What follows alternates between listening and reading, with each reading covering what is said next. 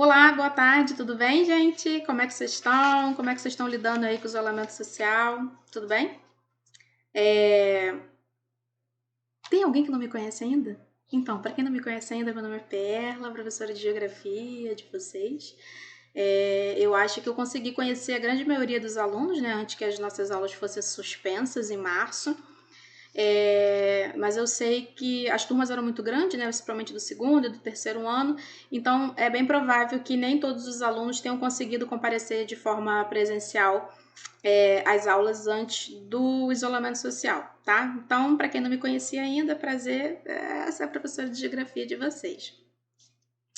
E aí, como é que vocês estão? Né? Sei que eu não vou conseguir ter resposta para minha fala, infelizmente não é uma transmissão ao vivo, não é uma videoconferência, mas eu espero sinceramente que todos vocês estejam bem, tá? Os familiares de vocês, espero que todos estejam com saúde e principalmente lidando com esse nosso contexto, né, que é tão complicado.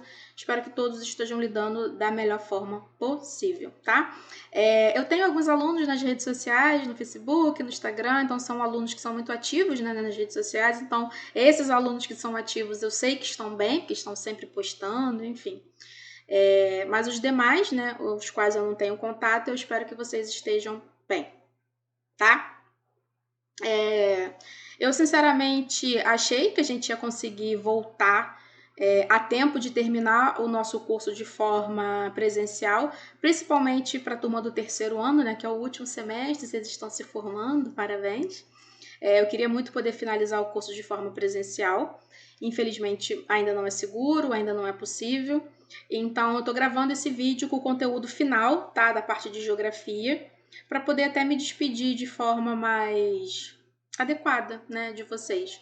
Em relação à turma do terceiro ano, como eu disse, é o último semestre de vocês, então a gente não vai se encontrar semestre que vem, né?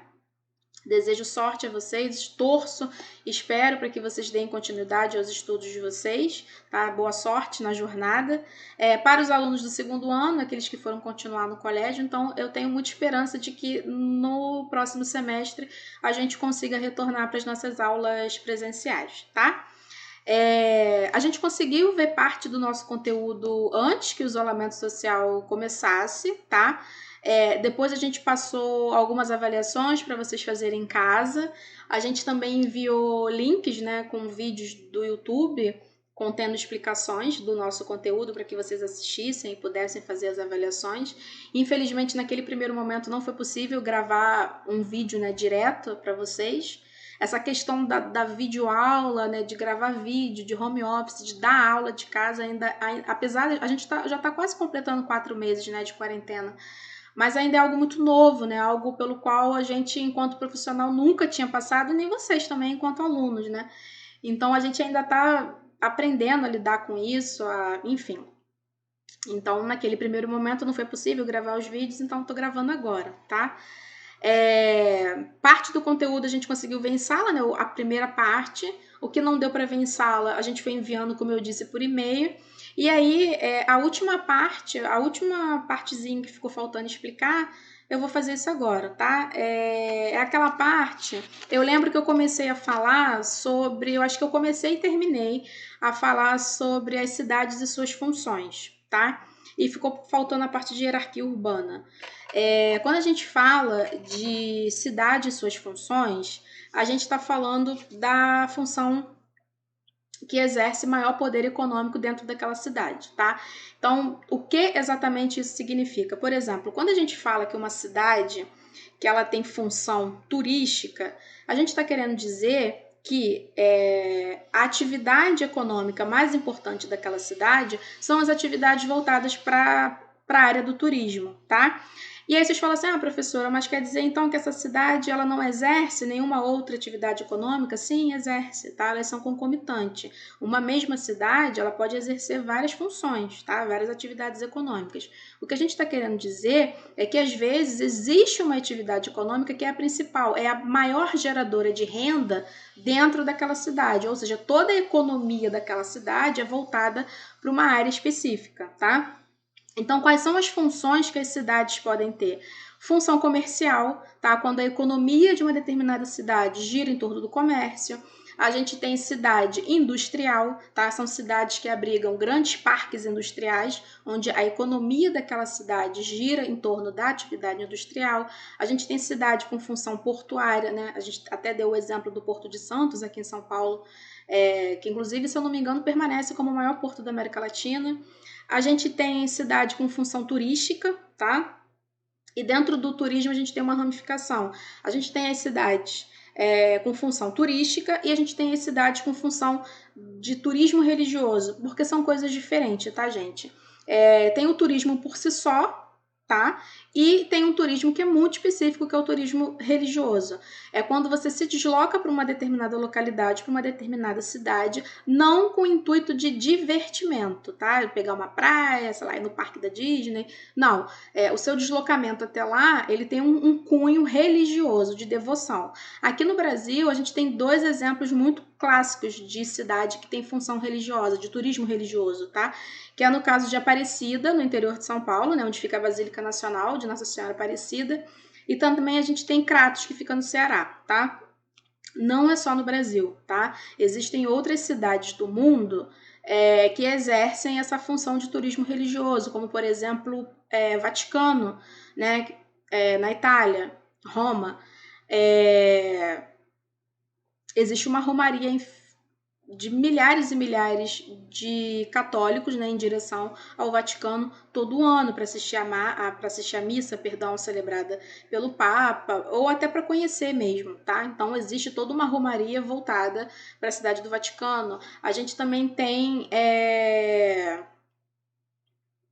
Meca, na Arábia Saudita, para quem professa a religião islâmica, tá? Jerusalém, né? Israel, Palestina.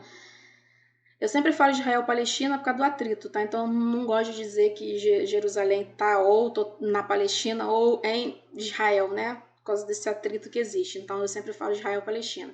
Então a gente tem também uma romaria de milhares e milhares de devotos todos os anos em direção a Jerusalém, né? Então lá o Muro das Lamentações, o local onde supostamente Jesus Cristo foi crucificado, enfim. Santiago de Compostela, na Espanha também. Então, ou seja, ao redor do mundo, você tem várias cidades, né, que tem esse apelo religioso. Então, existe todo uma infraestrutura de turismo voltada para a fé, tá? Então, existem as cidades turísticas por si só. Então, por exemplo, Paris, né? As pessoas vão fazer turismo em Paris por si só, o turismo por si só.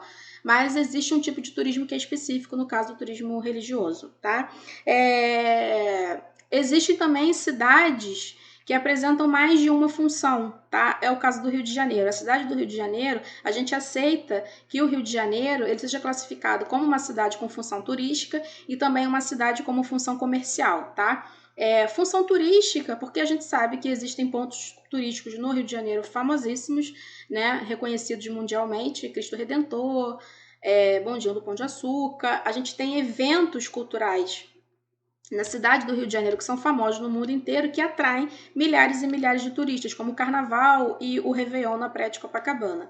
Então, da mesma forma que a gente aceita que o Rio de Janeiro... Aceita não, é óbvio, né? Ele tem a função turística, a gente também classifica o Rio como tendo função comercial, tá? Existem polos comerciais que são muito importantes na cidade do Rio de Janeiro, tá? Mercadão de Madureira, Calçadão de Madureira, Calçadão de Caxias, o próprio Saara no centro da cidade, enfim. Então, a cidade do Rio de Janeiro é uma dessas exceções, tá? Onde a gente aceita mais de uma função para uma mesma cidade. Tem função industrial, como eu já falei, isso é função portuária. No caso de Brasília, aqui no Brasil também, que é um caso muito específico, porque Brasília a gente classifica como função político-administrativa, tá? Já que a sede do governo brasileiro fica em Brasília, então essa é a função que ela exerce, tá? De centro de comando, tá? Então a função de Brasília seria político-administrativa por ser a capital do país e também sede do governo, tá? E aí a gente falou, né, naquele primeiro momento sobre essas funções, dei uma pincelada, fiz um resumo, e ficou faltando a parte de hierarquia urbana, tá? Porque da mesma forma que a gente fala sobre função, de entender que as cidades exercem funções diferentes, a gente também precisa saber que as cidades elas são diferentes entre si em relação a outros fatores, como importância e influência que essa cidade vai exercer tanto dentro do seu estado como no Estado Nacional como um todo, ou seja, no Brasil como um todo, e até mesmo internacionalmente, tá? Então, dependendo dessa importância, dessa influência, a gente classifica as cidades, é o que a gente chama de hierarquia urbana, tá? Então, aqui no Brasil, a gente tem várias classificações, não cabe aqui a gente falar sobre todas, vou falar sobre as mais importantes, tá? A primeira é o que a gente chama de metrópole nacional, ou metrópole global, tá? Tem lugares que você vê que são coisas diferentes, metrópole nacional e metrópole global, e em algumas você vê que é a mesma coisa, tá? A metrópole global, a gente entende como cidades que, além de exercer uma influência muito grande dentro do seu próprio país, ela exerce também uma influência muito grande internacionalmente, ela tem reconhecimento internacionalmente, tá? Então, quando a gente fala de Brasil, quais são as nossas metrópoles globais? A gente tem duas, tá? São Paulo e Rio de Janeiro. E isso fica muito claro. Eu sempre cito para os meus alunos os exemplos dos circuitos internacionais. Em que cidades do Brasil, quais são as cidades que são escolhidas para ser sede desses circuitos internacionais? As cidades globais, tá? Então, sei lá, por exemplo, onde é que acontece a edição do Rock in Rio? Do Rio de Janeiro, tá? Lollapalooza, São Paulo. O circuito internacional de Fórmula 1 no Brasil, onde que acontece? São Paulo, Interlagos. No Brasil, aonde que acontece a semana de moda? São Paulo Fashion Week, tá? Então, são circuitos de eventos mundialmente famosos e que, Bienal Internacional do Livro intercala um ano Rio de Janeiro, um ano São Paulo, tá? Então, os grandes eventos internacionais sempre acontecem nessas cidades globais, né? São cidades que têm reconhecimento e influência internacional, tá? A gente também tem aqui do Brasil o que a gente chama de Eu falei que era a mesma coisa, não é, tá? Tô olhando aqui para a apostila agora, tô com a apostila de vocês aqui. Então, essas são as metrópoles globais, tá? Exercem influência tanto dentro quanto fora do território nacional, exerce influência internacional, tá? Já as metrópoles nacionais são metrópoles que exercem influência dentro de todo o território brasileiro, não exercem influência internacional, tá? Então é só dentro do território brasileiro, tá?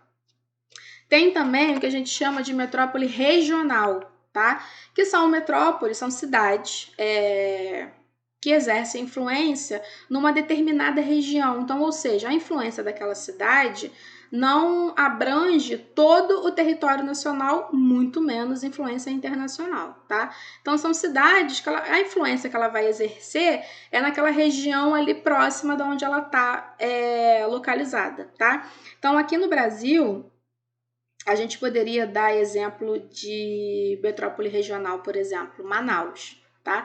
Manaus não é uma cidade que ela vai exercer influência em todo o território nacional, né? A influência de Manaus, fica ali pela Zona Franca de Manaus, é bem regional, tá? Salvador, na Bahia, também é considerada uma metrópole regional, tá? Ela não vai exercer influência em todo o território regional, mas sim ali na região aonde ela está localizada, tá? Que mais? Uma outra coisa, a diferença entre a classificação de cidade, tá? Dentro de uma determinada área, dentro de um município, você vai ter a presença de duas áreas distintas. Você tem as áreas rurais e você tem as áreas urbanas, tá? O município é o que vai delimitar a fronteira, tá? Então, dentro do município, você tem a presença, isso também está na apostila de vocês, tá? Dentro do município, você vai ter a presença dos espaços urbanos e dos espaços rurais, tá? O espaço urbano é o que a gente chama de cidade, tá? O perímetro urbano é o que a gente chama de cidade. Que mais?